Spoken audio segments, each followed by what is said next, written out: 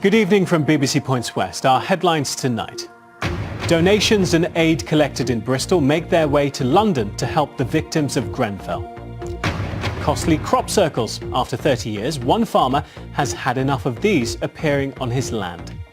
Some of the formations we've had have been sort of 350, 400 metres long by 150 metres wide.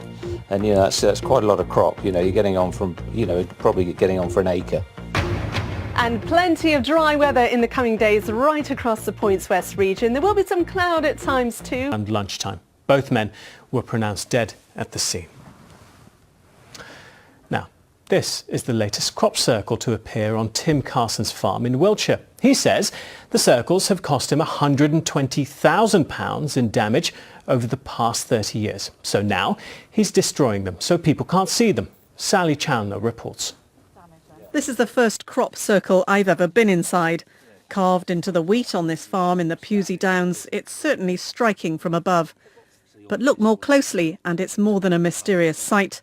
It's a real pain in the neck for the farmer. And a lot of these seeds will, within a couple of days, now it's had some moisture, they will start growing. And if next year, you have a barley or oilseed rape crop, you're going to have wheat coming up in it as well. Tim Carson has had more than 100 crop circles on his land over the last 27 years. Back in the 1990s, the crowds were so huge, he decided to cash in. I did put a sign up to try and discourage people, but obviously the need is to go and stand in the circle. And so we started charging yesterday, and it hasn't deterred anyone at all. Many have tried to recreate the circles.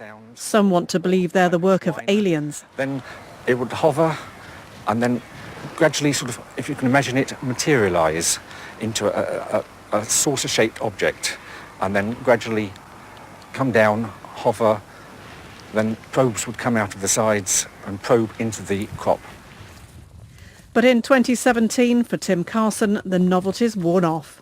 We don't like cutting it out because obviously you're cutting out more standing wheat as well, because within formations you've got flat wheat and standing wheat, and if we cut them out then you cut everything out. So I'm destroying more crop than is necessary, but it does stop people traipsing through your crops. Wiltshire Police are now urging farmers to report crop circles on their land, though so far only one person has ever been convicted of criminal damage for trying to create one. Sally Chandler, BBC Points West, in the Pewsey Vale. So we believe Matthew Williams from Wiltshire is that one person who has been caught and convicted. He's never done it since and says he understands some farmers' grievances, but he says it won't put everyone off. There used to be about 12 teams, and now I think you're down to about 4 or 5 teams. But the standards have got quite good. The quality of the designs is as good as it's ever been. But there's not many new people coming into it. It seems to be a lot of the same guys doing stuff every year. What do you think it brings to an area like Wiltshire then?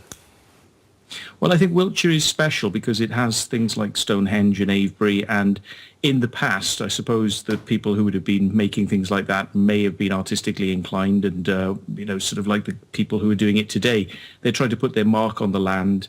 They're trying to make a statement. They're hoping people are going to come and maybe get something spiritual from it and open their eyes and see something unusual, in the night sky. So you do think what Tim Carson's doing by chopping down the crops is actually going to stop artists from carrying on doing this? I don't think it's going to work because they've been doing this for a number of years now. And if you look at how many years the crop circles have been there, they have been cutting out a lot more in the central area. All it's really doing is moving the crop circles from the central area that people expect them to appear in out to new places that they've not been before. So it hasn't really made an effect apart from just moving it somewhere else. I can't let you go without asking you this. Some people will obviously say, well, many of them aren't even man-made. What are your experiences of that side of things? I do believe in paranormal things. I've seen UFOs out at night. I've had strange effects where I've got the idea to go and do a design. I've put it down 200 feet away from people who are in that field actually meditating on exactly the shape that I've gone and put down next to them.